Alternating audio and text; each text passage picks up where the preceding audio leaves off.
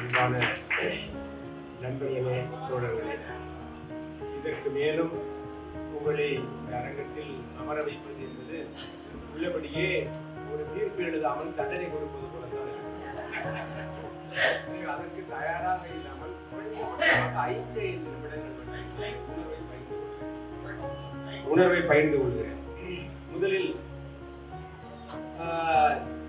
ஒரு கதையினுடைய அம்சம் என்பது ஓரளவிற்கு புனைவாக இல்லை என்றால் இந்த சமூக உணர்வோடு நாம் சொல்லக்கூடிய கருத்துக்களை சொல்ல முடியாது.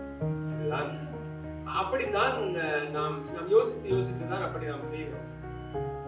எனவே அப்படிப்பட்ட ஒரு காரியங்களை செய்யக்கூடிய விஷயங்களில் இயற்கையாகவே சொல்லப்போனா சில நேரங்களில் வீட்டுக்குள்ள உட்கார்ந்து என் பாட்டு புலம்பிட்டு இருப்பேன். ஆமா, அப்படி அது பாட்டு ஒரு சின்ன விஷயத்த பேசணும்னா அப்படியே ஒரு மாதிரி ஒரு மனிதர் இந்த மாதிரி வந்துட்டு இருக்கோம். ஏறத்தாழ ஒரு நோயாளி போலதான் நம்ம அந்த விஷயங்களை போக்கிட்டு இருக்கோம். ஏன் அப்படின்னா நம்ம ஜஸ்டிஸ் சொன்னது மாதிரி நிறைய விஷயங்கள் நம்மளை பாதிக்கும். இதுல ஒரே ஒரு விஷயத்த கதையெல்லாம் சொல்ல போல தவறா நினைச்சிடாங்க. அந்த கதை புக்கு இப்ப இறந்தாலும் 30% டிஸ்கவுண்ட்ல கூட அங்க நம்ம நண்பர் கொடுக்க ஆரம்பிச்சாரு. அதை வாங்கிக்கலாம், ஒன்றும் பிரச்சனை இல்லை. என்னன்னா, என்னுடைய அன்பு சகோதரர் மூத்தவர் மோகன்தாஸ் அவர்கள் இந்த கதைக்கு ஏன்னா மிகப்பெரிய நன்றியர்களோடு நாம் இருக்க வேண்டும் அப்படிங்கிறது என்னுடைய தீர்க்கமான எண்ணம். அதை நம்மை வளர்த்து விட்டவர்களில் முக்கிய பங்காற்றுவோர் என்னுடைய பெரிய எண்ணம். 2வது என்னுடைய முருகன் அப்படிங்கிற என் ஊர்லயே இருந்தக்கூடிய ஒரு மிகப்பெரிய தோழர். அடுத்த கதை புத்தகத்திற்கு அவரும் அம்மா விமலாவும் தான் அதற்கு முன்னுரை எழுதுகிறார்கள். அந்த வகையிலே நன்றியர்களோடு நாம் பார்ப்பது என்பது நம்மை நாமே வளர்த்துக் கொள்வது என்பதுதான் என்னுடைய தீர்க்கமான சிந்தனை. அந்த வகையிலே அந்த அண்ணன் அதை எழுதிட்டே இருக்கும்போது அந்த லாகரி அப்படிங்கிற கதைக்கு ஒரு சொல்றான், இந்த கதையில் தோழர் ஒருவர் ஏன் வந்தார் என்பது தெரியவில்லை அப்படின்னு அவன் விமர்சனத்தை எழுதி முடிச்சுப்பான். அப்ப திரும்ப அந்த கதையை நான் படிச்சு பார்த்தேன். ஏன் அப்படின்னு ஒரு கதை என்பது ஒரு விஷயத்தில் படிக்கக்கூடியவர் புரிந்து கொள்ளக்கூடிய கூடமாக இருக்கணும் அப்படிங்கிறது என்னுடைய அது அப்படின்னா உரைநடை அடிக்கும். அதே தோழர் மூர்த்திக்கு எங்களுக்கு வரக்கூடிய சண்டையா தான். நேரடியாக சொல்லக்கூடிய பழக்கம் நமக்கு இல்லை, அதுதான் சிக்கலை. அப்போ ஒரு ஊடகமாக அந்த விஷயத்தை சொல்லும் போது படிக்கிறவர் நம்முடைய உணர்வை கரெக்டாக புரிந்து கொள்கிறாரா?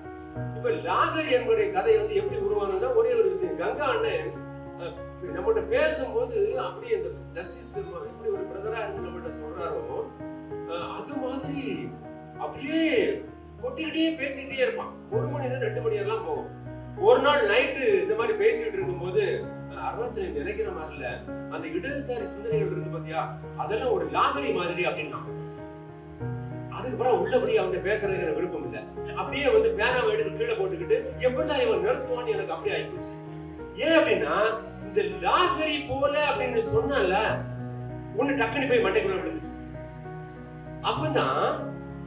அப்ப இந்த லாகரி அப்படிங்கிற விஷயத்தை நம்ம எக்ஸ்பிளைன் பண்ணணும். ஆனா லாகரி இல்லாத ஒரு விஷயத்தை வச்சு எக்ஸ்பிளைன். வைன்ங்கிறது நான் தயாரிக்கக்கூடிய லாகரியே இல்லாத பொருள். அப்போ இந்த லாகரியே இல்லாத பொருளை வைத்து அந்த லாகரியை தயார் செய்ய சொல்லுவது எப்படி?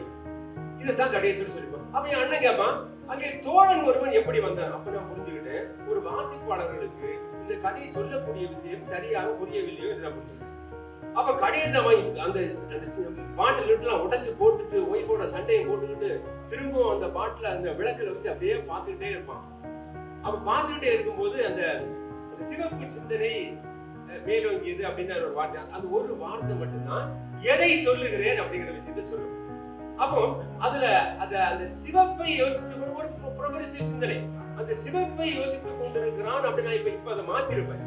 அதுல கூட எனக்கு ரிசர்வேஷன் உண்டு. அதை எப்படி மாத்தணும்னு நான் நினைக்கிறேன்னா அந்த சிவப்பு சிந்தனை அதை போடணும்னு நினைக்கிறேன். அது கூட ஊடகமா தான் இருக்கிறோம், நேரடியா அந்த விஷயங்களை சொல்லக்கூடாது அப்படின்னு. எனவே புனைவு இல்லாமல் கதைகள் என்பது வாசிக்கிறவர்களுக்கு ஒரு நிலை கொடுக்காது. ஆண்டனி செக்கவ் எழுதின கதையில எல்லாம் என்னுடைய முத்துமோகன் சொல்லுவான், ஒருத்தன் ஒரிஜினலா என்ன திங்க் பண்ணி எந்த நேரத்துல எழுதுனா அப்படிங்கறத எவனாலையும் புரிஞ்சிக்க முடியாது. அப்படிதான் இருக்க முடியும். அந்த சூழ்நிலையில எந்த உணர்வுக்கு மேல நான் உட்கார்ந்து எழுதுறேன். இப்படிதான் ஒவ்வொரு கதைகளையும் இப்படி கருக்கள் விழுந்து விஷயத்துல எவ்வளவு பெரிய விஷயம் பாருங்க. ஒரு மனிதன் தன்னுடைய உணர்வுகளை இழந்து எப்படி ரோபோவோட மாடிக்கிட்டு இருக்கு அப்படின்னா டக்குன்னு ஒரு விஷயம் உண்மையிலே எல்லாரும் 30 பேர் பஸ்ல இருக்கணும், 30 பேர் எப்படி நம்ம மாறுறோம் அப்படிங்கிறது இது எங்கேயாவது ஒரு வகையான ஒரு ஃபார்மா வரலாம். இப்படி அந்த வகையில என்னுடைய பெரிய சகோதரனுக்கு நான் நன்றி கடன் உடையவனாக இருக்கேன். அதுக்கு பிறகு இப்போ லாண்டரி இந்த விஷயத்துல அண்ணன் வந்து இப்படி பாருங்க, அந்த இலக்கியம்ங்கிற ஒரு சுவையை பாருங்க. என் தம்பி ஒன்னே எனக்கு இந்த நிக்கர் போட்ட பருவத்துல இருந்தே தெரியுண்டே யார்கிட்ட பேசிட்டு இருக்கா அப்படின்னா, அந்த நிக்கர் போட்ட பருவத்திலேயே தெரியும்னு சொல்றாங்கல்ல, அந்த 1 மணி நேரம் உரையாடல, அதான் அந்த இலக்கியம். அப்ப எங்க பேசுறேன் அண்ணே, அதை பேசுனேன் அப்படிமா அவன் அருணாச்சலத்தின் கதைன்னு எழுதல, அதை எழுதிருக்கான். நிக்கர் போட்ட பருவத்திலிருந்தே தெரியும். இப்படித்தான் அந்த விஷயங்கள் மாறி மாறி மாறி வந்துட்டு இருக்கு. அம்மா அவ்வளவு அழகா சொன்னாங்க, அந்த காதல் பசி மொழி. நான் என்ன கேட்கிறேன், இப்போ நம்ம அம்மா வந்து ஒவ்வொரு மேடையா பேசிட்டு இருக்காங்க. நம்ம ஆனந்த வெங்கடேஷ் ஐயா வந்து எழுதாத விஷயம் இல்லை. அவருடைய சேம்பருக்கு போகும்போது நாங்க சில நேரங்கள்ல 1 மணி நேரம் கூட வெயிட் பண்ணிட்டு 1 மணி நேரம் கூட வெயிட் பண்ணிட்டு அதுக்கு பிறகு தகவல் போயிடும். சார் கூப்பிடுறாங்க, கூப்பிடும்போது கதவு திறக்கும்போது மலமலமலன்னு இந்த இளைஞர்கள் ஒரு 10 பேர் வெளியே வருவாங்க. என்ன அப்படின்னா, இப்படி எல்லாம் மனிதர்கள் வாழ முடியுமான்னு ஆச்சரியமா இருக்கு. எவ்வளவு ஒரு நீதிபதியை சுத்தி ஏறத்தாழ 30 பேர் ஒர்க் பண்ணிட்டு அவங்களே ஒரு இண்டஸ்ட்ரி மாதிரி ஒர்க் பண்ணிட்டு இருக்காங்க. சிந்திக்கிறது உலகத்துல மனுஷன் இருக்காங்க அப்படின்னா உள்ளபடியே நமக்கு நான் ஒரு ஆச்சரியமா இருக்கு. என்ன தெரியுமா, வேற ஒண்ணும் இல்ல, 10 இளைஞர்களை வச்சுக்கிட்டு நீ இன்டர்னா இருக்கிறது மட்டும் இல்ல, சும்மா அந்த கோர்ட்டுக்கு வர்றது போறது அது உட்கார்றது ஜட்ஜ்மெண்ட் தேடுறது எல்லாம் சும்மா அதெல்லாம் பாத்துக்கிறேன். முதல்ல வந்து உட்கார்ந்து நீ ஒன்னே நான் புரிஞ்சுக்கிறேன், என்னே நீ புரிஞ்சுக்கிறேன். முதல்ல அதுக்கு ட்ரை பண்ணணும். ஒரு நாள் 2 நாள் இல்ல, ஒவ்வொரு நாளும். இந்த வகையில் தான் இந்த மனிதருக்கு முன்னே நாம் எப்படி ஆச்சரியக்குரிய போட வேண்டியது இருக்கிறது. எப்படி ஒரு நீதிபதியால் சாத்தியப்படும். ஜெயச்சந்திரன் ஒரு நாள் சொன்னாரு அப்படின்னா, ஒரு பக்கம் 1 மணி நேரம் நான் டிக்டேட் பண்றத எல்லாம் கடைசி முடிஞ்சு வரும்போது ஏறத்தாழ 10 மணி நேரம் அதிலே உழைப்பு செலவு கரெக்ஷன் மட்டும் சொன்னாரு. இப்படி எல்லாம் இருக்கிற நேரத்தில் எப்படி இதுதான் நம்ம ஒரு மனிதனுக்கும் மனிதாபிமானம் உள்ள மனிதர்கள் எங்கிருந்தாலும் நேசிக்கக்கூடிய கனெக்டிவிட்டி நமக்கு. அதனாலதான் இப்படி அவங்களோட பேசுறது எடுக்கிறது, எப்படி ஒரு நீதிபதியால் ஒரு சாதாரண மனிதனோட ஒரு சாதாரண ஜனங்களோட குழந்தைகளோட இப்படி பேச முடியும். எனவே இவர்களை நாம் நேசிக்கிறோம். என்டிவி சாருக்கும் அவங்களுக்கும் அந்த புத்தகத்தை பற்றி ஒரு கனெக்ஷன் ஏற்பட்டு அன்னைக்கு இந்த மேடையில புத்தகத்துல பேசும்போது உண்மையிலே முக்கியமா சொல்லுவாங்கல்ல, டேய் அவன் உடம்புல சாமி வந்து இறங்கிட்டேன்னு சொல்லுவாங்க. Believe it or not, that's what happened. 1.5 மணி நேரம் என்டிவி சாரை பற்றி தெரிந்ததும் அறிந்ததும் புரியாததும் அப்படி. அதுல ஒரு நண்பர் சொன்னார், அருணாச்சலம் உங்களுக்கு தெரியுமா, சார் வந்து அவருடைய கோர்ஸ் ஸ்பீச்ல உங்களை 7 தடவை மென்ஷன் பண்ணாரு அப்படின்னு. ப்ராபபிலி அது அதனுடைய உழைப்புடைய பின்னணியா இருக்கும். அது அந்த உழைப்பு பசி காதல் எல்லா விஷயங்களையும் ஒரு சவல்டானா நம்ம இருந்து ஒரு அடிமனிதனா இருந்து நம்ம எப்படி யோசிக்கிறோம், அதுதான் நம்முடைய வெளிப்பாடா வரணும் அப்படிங்கிற சிந்திக்கிற விஷயம். இப்போ அடுத்து பாத்தீங்கன்னு சொன்னா நம்ம தம்பி விக்னேஷ் என்னுடைய மருமகன், என்னுடைய மகளை தான் வேலை செய்யறாரு. அவன் வந்து சில விஷயங்கள் நீங்க சொன்னீங்கன்னா ஒரு மாதிரி சிரிப்பா பாருங்க, ஒரு அலறது மாதிரி இப்படி ஒரு சிரிப்பு. அது இப்ப அந்த சந்தர்ப்பம் கிடைக்கல, சிரிச்சு காட்டாமலே. ஒரு பெரிய மிமிக்ரி ஆர்டிஸ்ட், எப்படி வேணாலும் மிமிக்ரி பண்ணுமா, மிமிக்ரி ஆர்டிஸ்ட். அவனுடைய லைனை தவிர எதையுமே சிந்திக்கிறது. இந்த அடியேன்னு ஒரு படம் எடுத்தான்.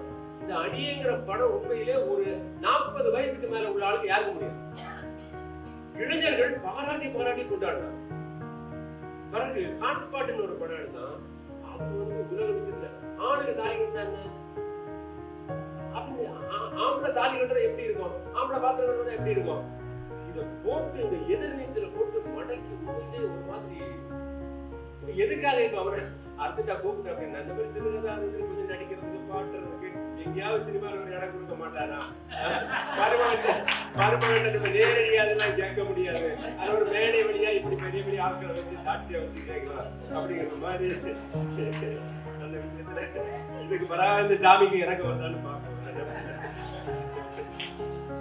அந்த அந்த மாதிரி தோழர் மூர்த்தி இருக்கிறாங்க.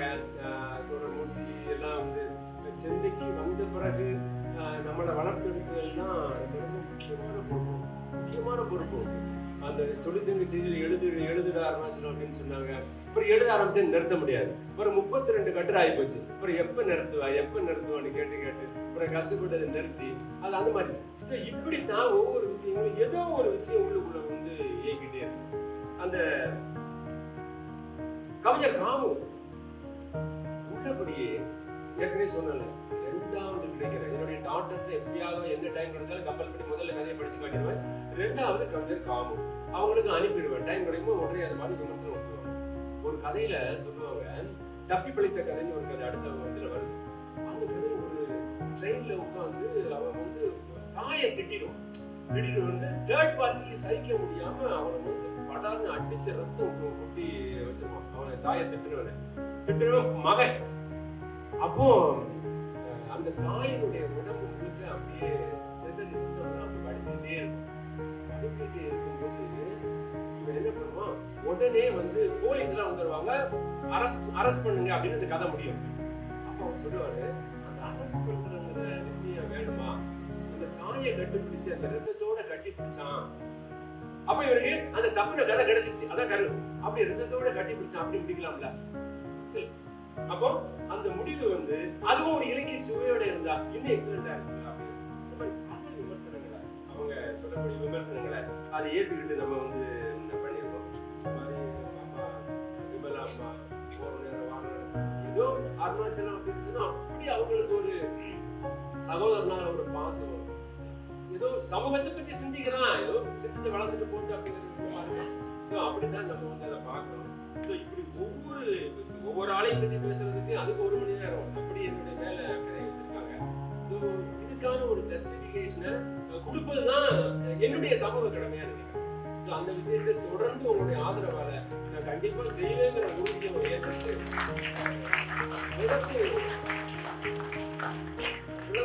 திரளா உட்கார்ந்துருக்கிற கடைசியோட அசையவே இல்லை.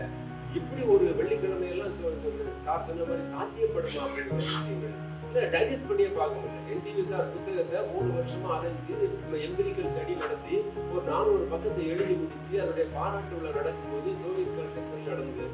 9 ஹைகோர்ட் நீதிபதிகள் கலந்துக்கிட்டாங்க. இது மாதிரிதான் அந்த அரங்கம் அப்படியே நிக்க இடமில்லாம சுத்தி வளைஞ்சிட்டு இருந்தது. அது அந்த ஒரு 10 வருஷத்துக்கு மேல சாத்தியப்படுது. இந்த நேரத்துல சாத்தியப்படுமா இருந்தா உள்ளபடியே ஒரு மனிதாபிமானிக்கு இப்பவும் சாத்தியப்படும் என்கிற விஷயத்தை நிரூபிச்சிருக்கீங்க. மனமார்ந்த நன்றியை விடைபெறுகிறேன். நன்றி, வணக்கம்.